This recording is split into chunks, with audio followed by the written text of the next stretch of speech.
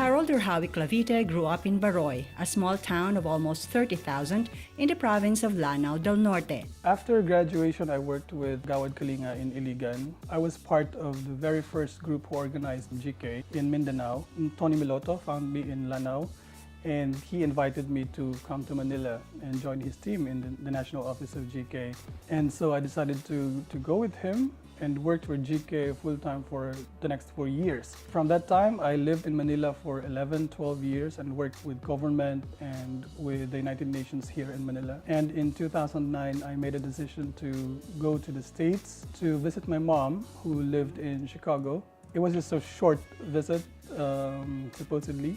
And then we never came back. We decided to stay for good. For 6.5 years, Howie worked full-time for the United Nations Development Program as a digital communications consultant. He settled well in New York and raised 2 children with his wife Ruby, who is a nurse. So now you made the life-changing decision to come back here.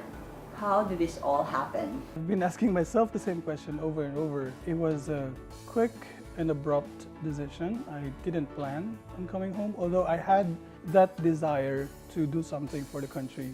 I have been a community worker all my life in the Philippines, and when I started working in the UN headquarters in New York, I felt that I'm missing a lot of things. There was that burning desire to come home, but no plans of doing it actually. There was the desire, but I didn't know how to do it, and I didn't know how to address it. With the new administration after the elections, I was prompted by a Filipino-American group in New Jersey to apply for a job in the Philippines. And I said, like, what job? I don't know.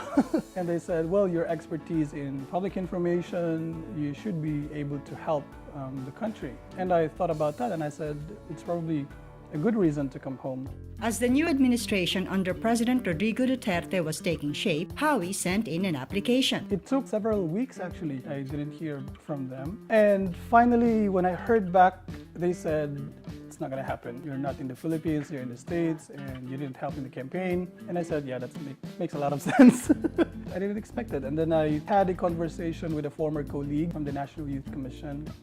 And he said, there's a new Secretary of Communications now. His name is Martin Andanar. I might be able to help you ensure that he sees your profile and your application. So this is after the screening committee said no. And I said, okay, whatever. And then I waited for another couple of weeks. I was becoming anxious because yeah, I mean, what if it happens? What if it doesn't happen? If it doesn't happen, then I'm okay, I'm good. But what if I get an offer? And I wasn't actually ready. What about my work in the UN? What about my family? And my wife also is working in New York. It was an anxious 2.5 weeks. And then finally I got information that they wanted me to head the Philippine Information Agency.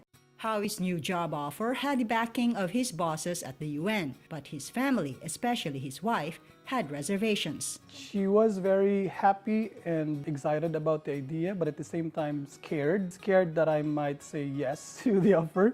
And I did, and it wasn't an easy decision. It was very difficult for us. My family here in the Philippines, they were all saying, no, don't do it. In the end, I just had to say, no, I'll do it. I was telling them, and I was telling my wife, when I grow old, I could look back to this day and say that at one point in my life, I made a very important decision to help the country. Harold or Howie Clavite was living a comfortable life in New York City, working as a consultant with the United Nations Development Program. But in 2016, he decided to return to the Philippines to manage the Philippine Information Agency under the Duterte administration. I didn't realize how big PIA was.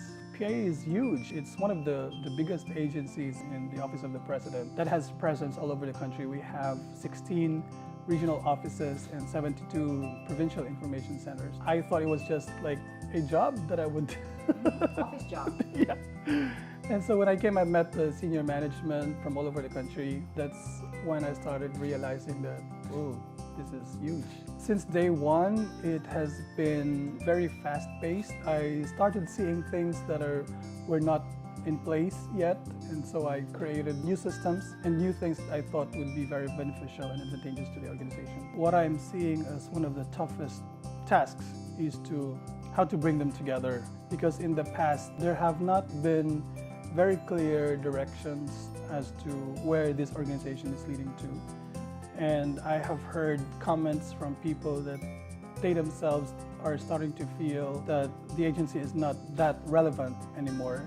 But if you look at the mandate of PIA, it's a very important tool, a public information arm of government to ensure that the communities and the Filipino people are well informed. So it's a powerful organization that should be able to bring the programs and services of government to the grassroots.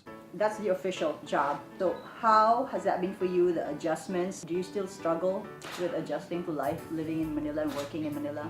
I do. My first few weeks actually was very difficult because one, I felt that everywhere I go it's hot and I was sweating a lot. Even if I go to the malls, I would still sweat, and also traffic. How do you deal with that?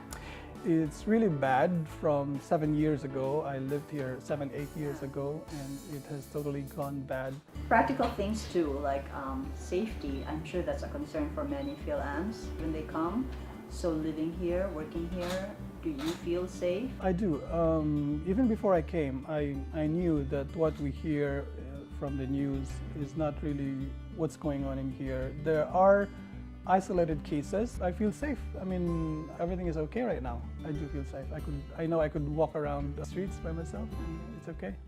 How about adjustments to the working environment, just the way people work and their style? Well, there are certain adjustments because I've worked in the UN setting for a long time. But before that, I worked with government also in the Philippines, so I had an idea how people work. There's a lot of really hardworking people within government, but sometimes it's just like the kind of leadership that they work with, the right skills to empower people and to make people move the way they should. I'm just showing them an example that as public servants, we have to do our best, and because the public deserves the best. I've learned that within PIA alone, there's so much commitment, there's so much hard work from people, especially our provincial and regional operations, and I just have to remind them to make sure that you don't sacrifice family time over work. And what are the upsides that you see of working here and living here?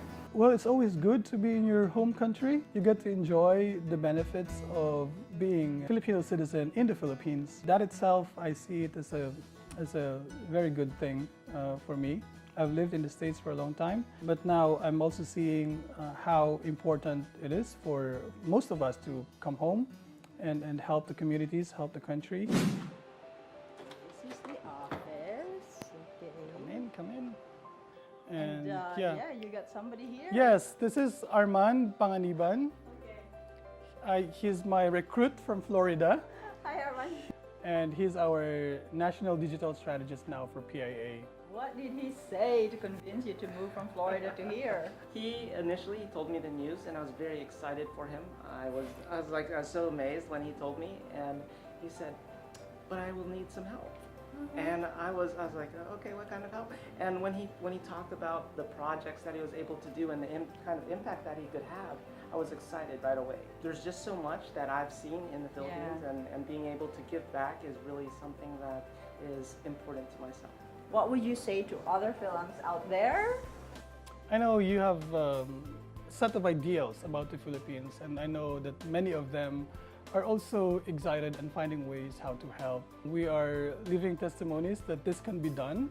If you just make a decision and come home and help the country, then it could happen. There will be certain sacrifices that you will have to do, but if you look at the greater impact that you are able to bring to government and the country in general, then that would be a very good decision to make, and you won't regret it, yes.